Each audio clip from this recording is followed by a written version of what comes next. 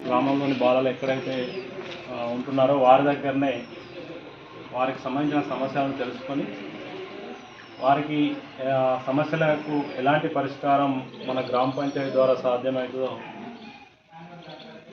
అటువంటి ఆలోచనలు చేసి దాన్ని ఈ గ్రామ పంచాయతీ అభివృద్ధి ప్రణాళికలు అంటే మరో సంవత్సరం వచ్చే నిధులలో ఏమైనా పనులు మనం బాలటి మనకు స్టేట్ మరియు సెంట్రల్ రాష్ట్రం నుంచి కేంద్రం నుంచి వచ్చే నిధుల ద్వారా లేదా ఇతర కార్యక్రమాల ద్వారా ప్రజా ప్రతినిధుల యొక్క నిధుల ద్వారా వచ్చేటువంటి నిధులను మనం పిల్లల కోసం ఏ సమస్యలను గుర్తించి వాటిని పరిష్కరించే దిశగా మనం బడ్జెట్ కేటాయించుకోవడానికి సంవత్సరం అవన్నీ లేకుండా ఇప్పుడు స్టేట్ గవర్నమెంట్ కానీ ఇప్పుడే మనకు అమల్లోకి వచ్చింది. గ్రామ పంచాయతీ అమల్లోకి వచ్చింది. మీ ఇబ్బందులు మీకు సరి అంటుండ్రు. అవన్నీ ఆగస్టు లోపు అవన్నీ తయారు చేసిస్తారు.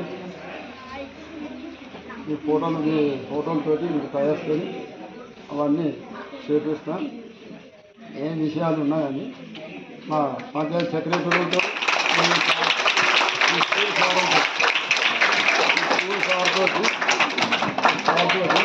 పంచాయతీకి వచ్చి అప్పుడప్పుడు సార్లు కూడా మాకు వచ్చి కలవండి, మీ విషయాలు తెలుసుకొని వెంటనే స్పందించడం జరుగుతుంది. ఇట్లు ధన్యవాదాలు.